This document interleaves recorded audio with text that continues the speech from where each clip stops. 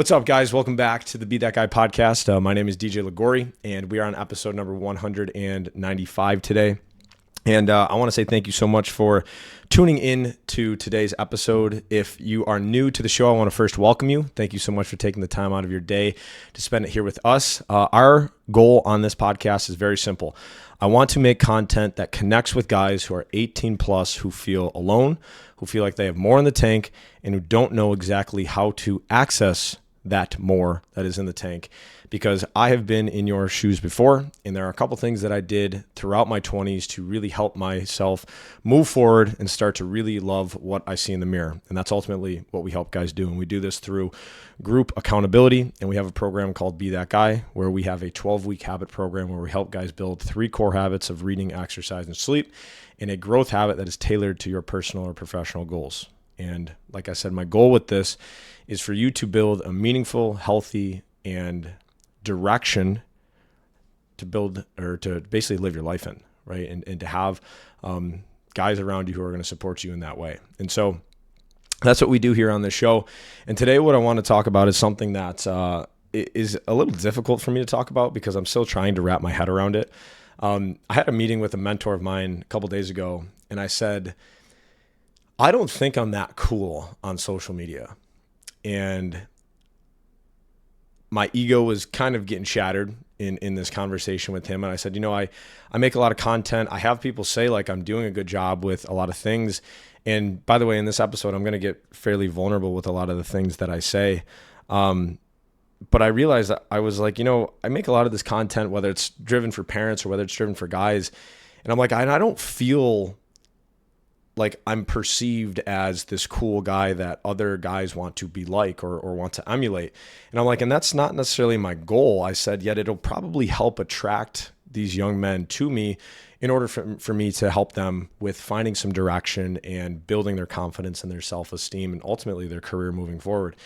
And I said, what do I need to do in order to be, it sounds weird, but be more attractive to these young guys?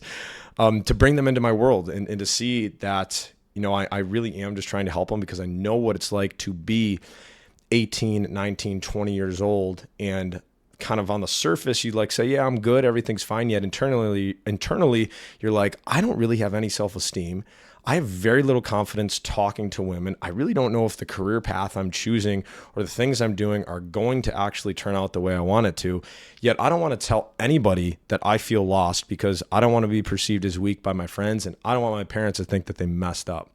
And so I've been there before, and I had a great upbringing. And so a lot of the times I think, well, what about the kids who don't have that great of an upbringing, right? Or what about the kids who are very similar to me, right? I think all of us, especially as young men, we suppress a lot and we don't want to talk about it. And I want to Be That Guy a space where we can talk about these things and get better together, because I've realized that brotherhood and group accountability is one of the most powerful driving forces for guys to make crazy amounts of progress in their life.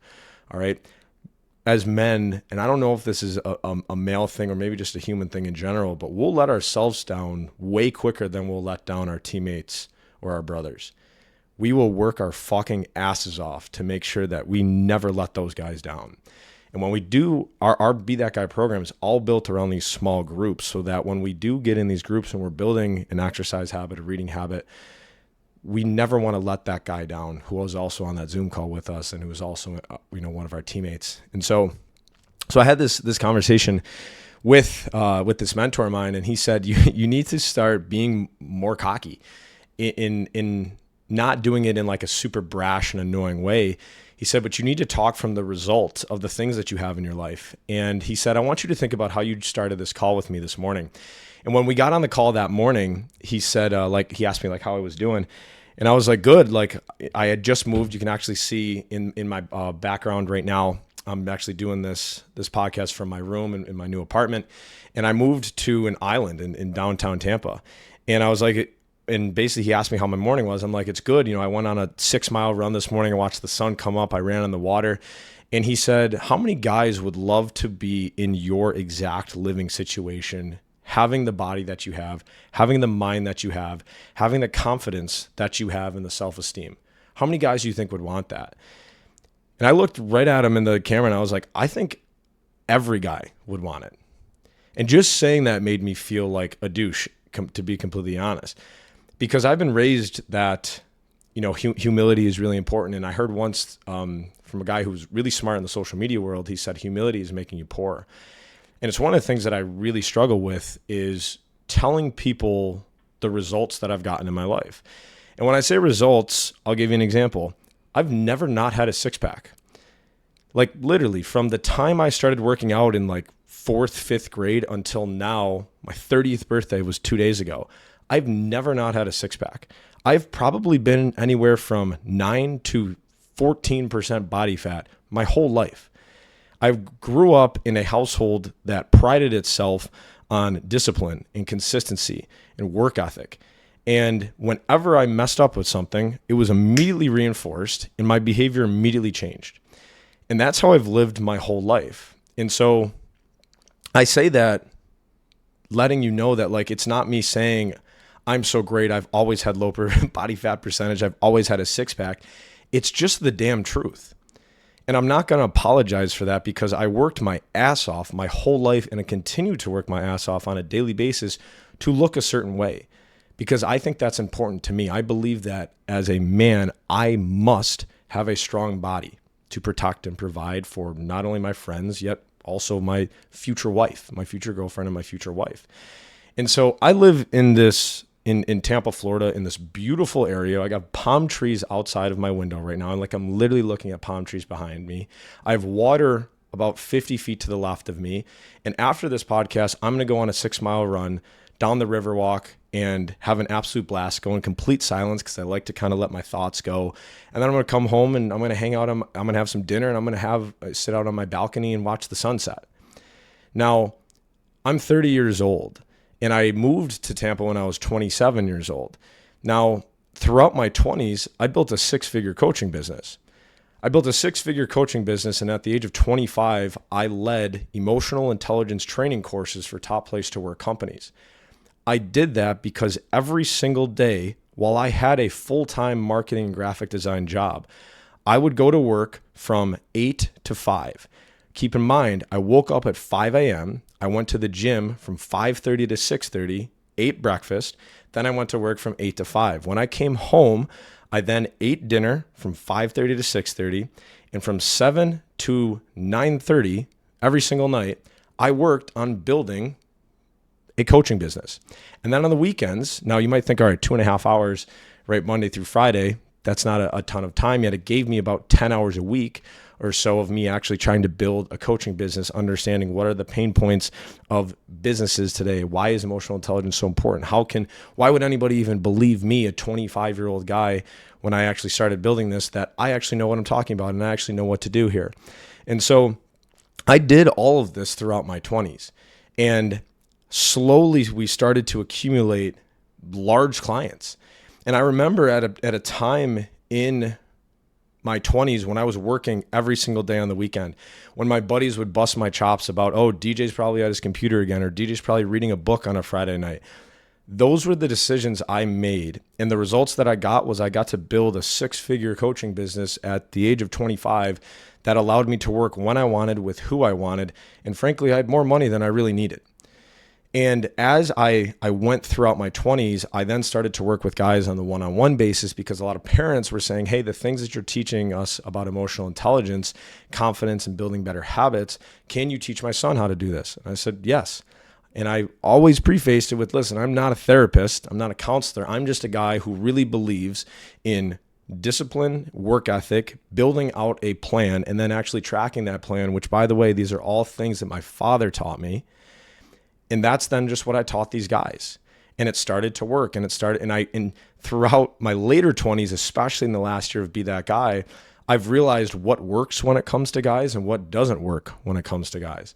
And so I tell you all of this because I've had a lot of success in my life. And I've been voted the captain of teams, of sports teams, of every single sports team that I've ever been on, from different guys at different age groups at different times of my life. So I know what it's like to be perceived as a leader. I know there are certain things that every guy must do in order to ooze the vibe of, hey, I am a leader here. I will be your leader if you want me to, yet if you don't, let's find the right person to lead us to where we want to go. There's, me stepping back and knowing how a leader acts in that scenario, right? I'm not going to force my leadership down anybody's throat. We're going to say, hey, what's our goal here? How are we going to get there? I'm willing to lead us if we all agree with that, right? And so there's certain things that I think are really important when it comes to being a guy. If you want to be a leader of your family, if you want to be a leader of your business, of your sports teams, your rec sports teams, right? Your community, your church groups, there's certain things that I think guys have to get really good at. And I think as an 18-year-old guy, 18 plus year old guy, having the decision of, do I go to college? Do I not go to college? Do I go to entrepreneurship? Do I do a trade school? Do I take a couple years off? You're inundated with all these different choices and all these different options. And I think there's a couple core things that I realized when I got really good at, everything else started to change. And really what this boils down to is treating yourself as your number one priority. And what I mean by that is when I walk into a bar or a restaurant, I've had women, attractive women, walk up to me and basically say like, hey, can I get your number?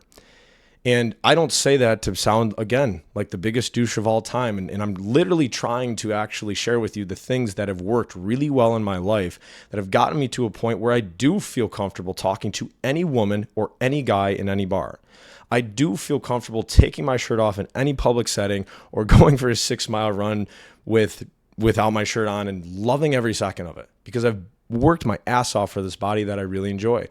I do feel comfortable being vulnerable in front of any guy or any woman because I don't care what their perception is of me because I've already solidified the perception of myself to me. And that's a really powerful feeling. The fact that no matter what, you can't beat me because I've already won with myself. And all of these things are things that I experienced throughout my 20s. And I did this crash course in personal development through not only emotional intelligence, but also leadership, human optimization. I took all of these courses and all of these things so that I could have some sort of accreditation and some sort of certification to actually coach this and actually be like, no, like, here's the things that I did. And here's the things that really worked for me. And if you are a guy 18 and up, here are some things that will really help you have a much happier, a much healthier, and have way more direction with your life. And so all of this, it sounds like requires work, and it does, to be completely honest, right? I made a post a couple of days ago about discipline, basically said like there's no secret formula to discipline. You either do it or you don't. And the world belongs, I think, to the men who are willing to make those hard decisions, because they realize that the results are going to be worth it. When you walk onto a beach and you take your shirt off and you feel comfortable in your skin, all of that work at that moment becomes worth it. All of that work of putting down the pizzas and starting to grab the salads and starting to eat the chicken and starting to count the macros and starting to drink the water and starting to go to bed on time and starting to stop ordering Uber Eats and DoorDash and actually learning how to cook and then actually learning how to build a cardio routine and a strength routine and getting all of this right is a shit ton of work. Yet you already know how to do it. You know the things that you have to do in order to get these results in our lives that we really want.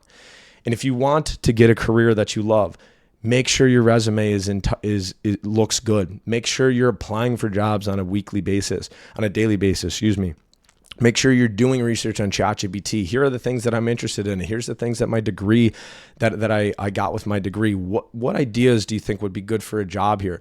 We have so many resources available to us. It's just the fact of, are we actually putting the effort in to get the things that we want? And I know I'm going off a little bit on a tangent here, but I just want to reiterate the fact that I've achieved a lot of the things that I've wanted to achieve. And over the last year of my life, this has been a really hard year of my life when it comes to building Be That Guy. We've had some areas of success in Be That Guy, and we've had some areas of failure. And those are all on me. All of the successes were because of our team and the people who we've established together to start to build this. And all of the failures are on me, because I'm the leader of Be That Guy. And so if things are not going the way that I want them to go and we're not getting the results, I don't look out the window, I look in the mirror. And if you're a guy 18 and up and you want to live your life that way, where nobody can beat you ever, that when you look in the mirror, you love what you see, I can show you exactly how to do that. And it's a little bit simpler than you think. Yet it requires you making the decision to want to become a man that you're proud of.